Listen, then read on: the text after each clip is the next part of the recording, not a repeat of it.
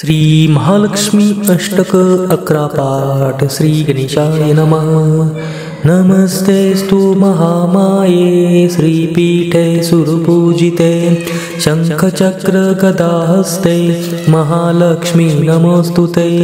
नमस्ते गरुडारूढे कोलासुरभयङ्करी सर्वपापहरे देवी महालक्ष्मी नमोस्तुते। सर्वज्ञे सर्ववरदे सर्वदुष्टभयङ्करी सर्वदुःखहरे देवी महालक्ष्मी नमोस्तुते।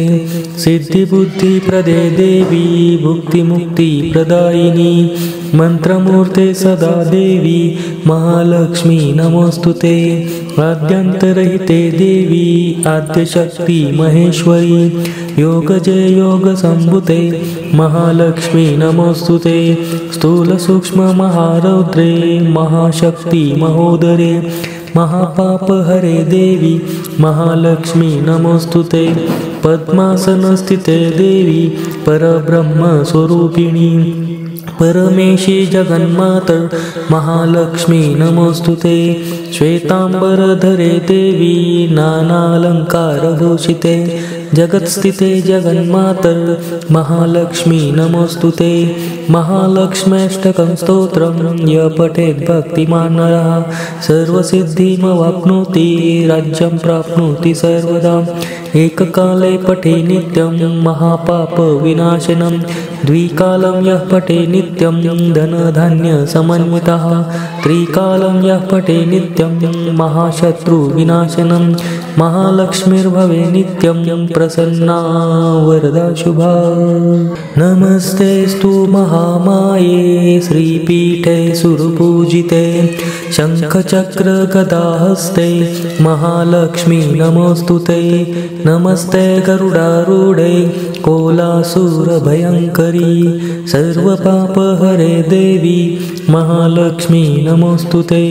सर्वज्ञे सर्ववरदे सर्वदुष्टभयङ्करी सर्वदुःखहरे देवी महालक्ष्मी नमोस्तुते।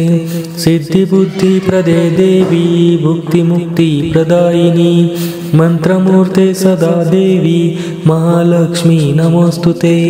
आद्यन्तरहिते देवी आद्यशक्ति महेश्वरी योगजय योगसम्भुते महालक्ष्मी नमोस्तुते। स्थूलसूक्ष्म महारौद्रे महाशक्ति महोदरे महापापहरे देवी महालक्ष्मी नमोस्तुते। पद्मासनस्थिते देवी परब्रह्मस्वरूपिणी परमेशी जगन्मातर महालक्ष्मी नमोस्तुते। श्वेतांबरधरे देवी नानालंकारभूषिते जगत्स्थिते जगन्मातर महालक्ष्मी नमोस्तुते। महालक्ष्म्यष्टकं स्तोत्रं य पठेत् भक्तिमान् नरः सर्वसिद्धिमवाप्नोति राज्यं प्राप्नोति सर्वदा। एककाले पठे नित्यं महापापविनाशनं द्विकालं यः पठे नित्यं धनधान्यसमन्वितः त्रिकालं यः पठे नित्यं महाशत्रुविनाशनं महालक्ष्मीर्भवे नित्यं प्रसन्ना वरदा शुभा। नमस्तेस्तु महामाये श्रीपीठे सुरपूजिते शंखचक्र गदाहस्ते महालक्ष्मी नमोस्तुते। नमस्ते गरुडारूढे कोलासुरभयङ्करी सर्वपापहरे देवी महालक्ष्मी नमोस्तुते। सर्वज्ञे सर्ववरदे सर्वदुष्टभयङ्करी सर्वदुःखहरे देवी महालक्ष्मी नमोस्तुते। सिद्धिबुद्धिप्रदे देवी भुक्तिमुक्तिप्रदायिनी मंत्रमूर्ते सदा देवी महालक्ष्मी नमोस्तुते। आद्यन्तरहिते देवी आद्यशक्ति महेश्वरी योगजय योगसम्भुते महालक्ष्मी नमोस्तुते। स्थूलसूक्ष्म महारौद्रे महाशक्ति महोदरे महापापहरे देवी महालक्ष्मी नमोस्तुते। पद्मासनस्थिते देवी परब्रह्मस्वरूपिणी परमेशी जगन्मातर महालक्ष्मी नमोस्तुते।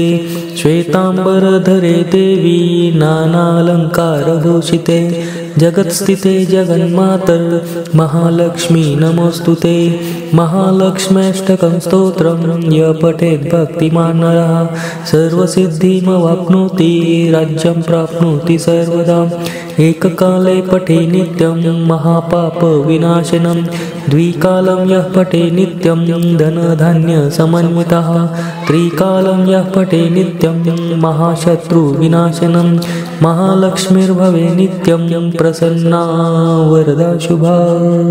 नमस्तेस्तु महामाये श्रीपीठे सुरपूजिते शङ्खचक्रगदाहस्ते महालक्ष्मी नमोस्तुते।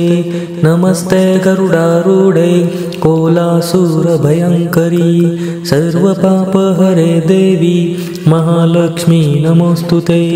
सर्वज्ञे सर्ववरदे सर्वदुष्टभयङ्करी सर्वदुःखहरे देवी महालक्ष्मी नमोस्तुते। सिद्धिबुद्धिप्रदे देवी भुक्तिमुक्तिप्रदायिनी मंत्रमूर्ते सदा देवी महालक्ष्मी नमोस्तुते।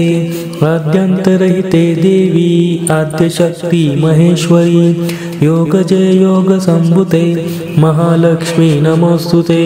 स्थूलसूक्ष्ममहारौद्रे महाशक्ति महोदरे महापापहरे देवी महालक्ष्मी नमोस्तुते। पद्मासनस्थिते देवी परब्रह्मस्वरूपिणी परमेशी जगन्मातर महालक्ष्मी नमोस्तुते। श्वेतांबरधरे देवी नानालंकारभूषिते जगत्स्थिते जगन्मातर महालक्ष्मी नमोस्तुते। महालक्ष्म्यष्टकं स्तोत्रं य पठेत् भक्तिमान् नरः सर्वसिद्धिमवाप्नोति राज्यं प्राप्नोति सर्वदा। एककाले पठे नित्यं महापापविनाशनं द्विकालं यः पठे नित्यं धनधान्यसमन्वितः त्रिकालं यः पठे नित्यं महाशत्रुविनाशनं महालक्ष्मीर्भवे नित्यं प्रसन्ना वरदा शुभा। नमस्तेस्तु महामाये श्रीपीठे सुरपूजिते शङ्खचक्रगदाहस्ते महालक्ष्मी नमोस्तुते। नमस्ते गरुडारूढे कोलासुरभयङ्करी सर्वपापहरे देवी महालक्ष्मी नमोस्तुते। सर्वज्ञे सर्ववरदे सर्वदुष्टभयङ्करी सर्वदुःखहरे देवी महालक्ष्मी नमोस्तुते। सिद्धिबुद्धिप्रदे देवी भुक्तिमुक्तिप्रदायिनी मंत्रमूर्ते सदा देवी महालक्ष्मी नमोस्तुते। आद्यन्तरहिते देवी आद्यशक्ति महेश्वरी योगजय योगसम्भुते महालक्ष्मी नमोस्तुते। स्थूलसूक्ष्ममहारौद्रे महाशक्ति महोदरे महापापहरे देवी महालक्ष्मी नमोस्तुते। पद्मासनस्थिते देवी परब्रह्मस्वरूपिणी परमेशी जगन्मातर महालक्ष्मी नमोस्तुते। श्वेतांबरधरे देवी नानालंकारभूषिते जगत्स्थिते जगन्मातर महालक्ष्मी नमोस्तुते। महालक्ष्म्यष्टकं स्तोत्रं य पठेत् भक्तिमान् नरः सर्वसिद्धिमवाप्नोति राज्यं प्राप्नोति सर्वदा। एककाले पठे नित्यं महापापविनाशनं द्विकालं यः पठे नित्यं धनधान्यसमन्वितः त्रिकालं यः पठे नित्यं महाशत्रुविनाशनं महालक्ष्मीर्भवे नित्यं प्रसन्ना वरदा शुभा। नमस्तेस्तु महामाये श्रीपीठे सुरपूजिते शङ्खचक्रगदाहस्ते महालक्ष्मी नमोस्तुते। नमस्ते गरुडारूढे कोलासुरभयङ्करी सर्वपापहरे देवी महालक्ष्मी नमोस्तुते। सर्वज्ञे सर्ववरदे सर्वदुष्टभयङ्करी सर्वदुःखहरे देवी महालक्ष्मी नमोस्तुते। सिद्धिबुद्धिप्रदे देवी भुक्तिमुक्तिप्रदायिनी मंत्रमूर्ते सदा देवी महालक्ष्मी नमोस्तुते। आद्यन्तरहिते देवी आद्यशक्ति महेश्वरी योगजे योगसम्भुते महालक्ष्मी नमोऽस्तुते स्थूलसूक्ष्ममहारौद्रे महाशक्ति महोदरे महापापहरे देवी महालक्ष्मी नमोऽस्तुते पद्मासनस्थिते देवी परब्रह्मस्वरूपिणी परमेशी जगन्माता महालक्ष्मी नमोऽस्तुते श्वेतांबरधरे देवी नानालंकारभूषिते जगत्स्थिते जगन्माता महालक्ष्मी नमोऽस्तुते महालक्ष्म्यष्टकं स्तोत्रं य पठेत् भक्तिमान् नरः सर्वसिद्धिमवाप्नोति राज्यं प्राप्नोति सर्वदा एककाले पठे नित्यं महापापविनाशनं द्विकालं यः पठे नित्यं धनधान्यसमन्वितः त्रिकालं यः पठे नित्यं महाशत्रुविनाशनं महालक्ष्मीर्भवे नित्यं प्रसन्ना वरदा शुभा नमस्तेस्तु महामाये श्रीपीठे सुरपूजिते शङ्खचक्रगदाहस्ते महालक्ष्मी नमोऽस्तुते नमस्ते गरुडारूढे कोलासुरभयङ्करी सर्वपापहरे देवी महालक्ष्मी नमोऽस्तुते सर्वज्ञे सर्ववरदे सर्वदुष्टभयङ्करी सर्वदुःखहरे देवी महालक्ष्मी नमोऽस्तुते सिद्धिबुद्धिप्रदे देवी भुक्तिमुक्तिप्रदायिनी मंत्रमूर्ते सदा देवी महालक्ष्मी नमोऽस्तुते आद्यन्तरहिते देवी आद्यशक्ति महेश्वरी योगजे योगसम्भुते महालक्ष्मी नमोऽस्तुते स्थूलसूक्ष्ममहारौद्रे महाशक्ति महोदरे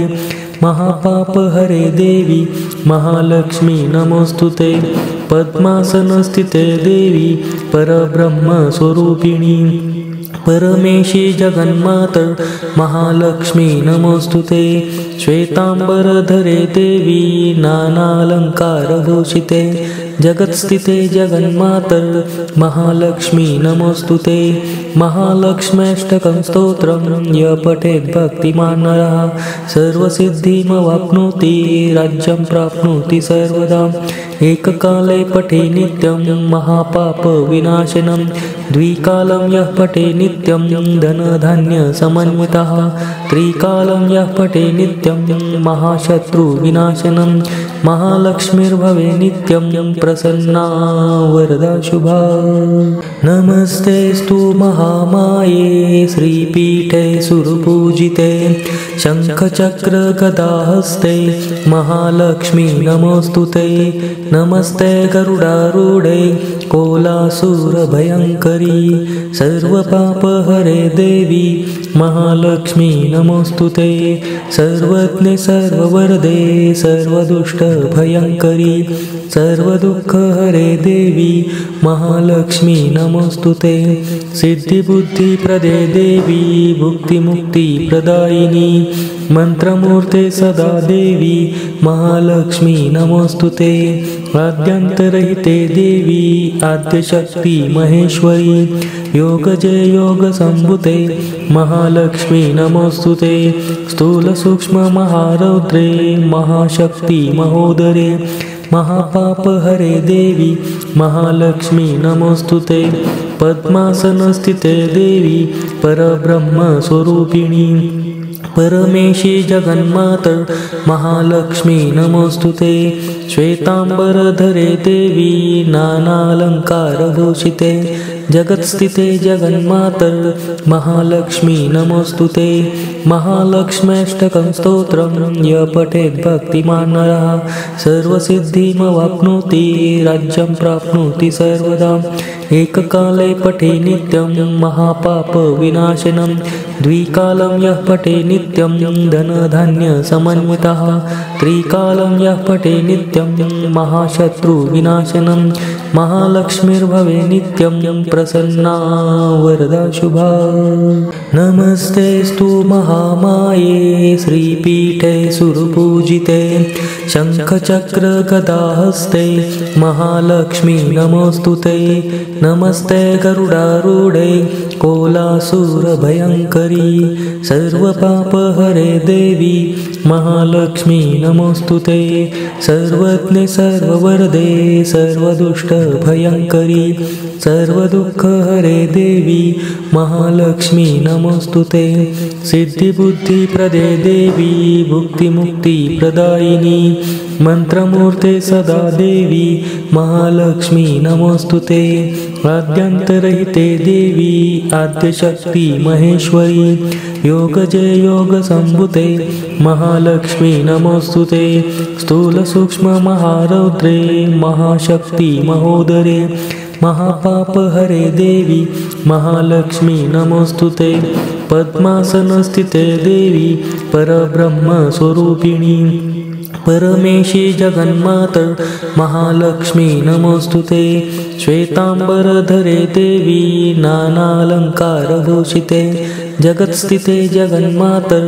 महालक्ष्मी नमोस्तुते महालक्ष्म्यष्टकं स्तोत्रं य पठेत् भक्तिमान् नरः सर्वसिद्धिमवाप्नोति राज्यं प्राप्नोति सर्वदा एककाले पठे नित्यं महापापविनाशनं द्विकालं यः पठे नित्यं धनधान्यसमन्वितः त्रिकालं यः पठे नित्यं महाशत्रुविनाशनं महालक्ष्मीर्भवे नित्यं प्रसन्ना वरदा शुभा नमस्तेस्तु महामाये श्रीपीठे सुरपूजिते शङ्खचक्रगदाहस्ते महालक्ष्मी नमोस्तुते नमस्ते गरुडारूढे कोलासुरभयङ्करी सर्वपापहरे देवी महालक्ष्मी नमोस्तुते सर्वज्ञे सर्ववरदे सर्वदुष्टभयङ्करी सर्वदुःखहरे देवी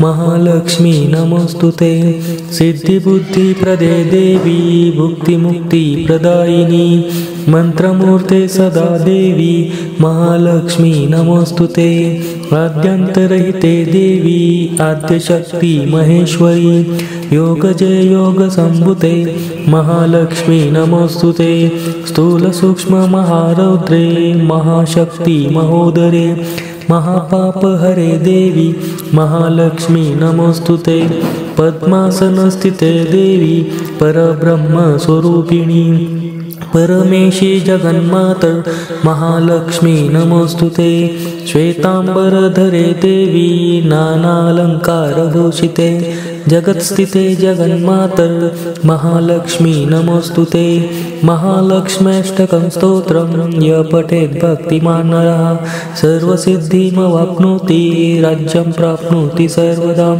एककाले पठे नित्यं महापापविनाशनं द्विकालं यः पठे नित्यं धनधान्यसमन्वितः त्रिकालं यः पठे नित्यं महाशत्रुविनाशनं महालक्ष्मीर्भवे नित्यं प्रसन्ना वरदा शुभा नमस्तेस्तु महामाये श्रीपीठे सुरपूजिते शङ्खचक्रगदाहस्ते महालक्ष्मी नमोस्तुते नमस्ते गरुडारूढे कोलासुरभयङ्करी सर्वपापहरे देवी महालक्ष्मी नमोस्तुते सर्वज्ञे सर्ववरदे सर्वदुष्टभयङ्करी सर्वदुःखहरे देवी महालक्ष्मी नमोस्तुते सिद्धिबुद्धिप्रदे देवी भुक्तिमुक्तिप्रदायिनी मंत्रमूर्ते सदा देवी महालक्ष्मी नमोस्तुते आद्यन्तरहिते देवी आद्यशक्ति महेश्वरी योगजय योगसम्भुते महालक्ष्मी नमोस्तुते स्थूलसूक्ष्ममहारौद्रे महाशक्ति महोदरे महापापहरे देवी महालक्ष्मी नमोस्तुते पद्मासनस्थिते देवी परब्रह्मस्वरूपिणी परमेशी जगन्माता महालक्ष्मी नमोस्तुते श्वेतांबरधरे देवी नानालंकारभूषिते जगत्स्थिते जगन्मातर महालक्ष्मी नमोस्तुते। महालक्ष्म्यष्टकं स्तोत्रं य पठेत् भक्तिमान् नरः सर्वसिद्धिमवाप्नोति राज्यं प्राप्नोति सर्वदा। एककाले पठे नित्यं महापापविनाशनं द्विकालं यः पठे नित्यं धनधान्यसमन्वितः त्रिकालं यः पठे नित्यं महाशत्रुविनाशनं महालक्ष्मीर्भवे नित्यं प्रसन्ना वरदा शुभा।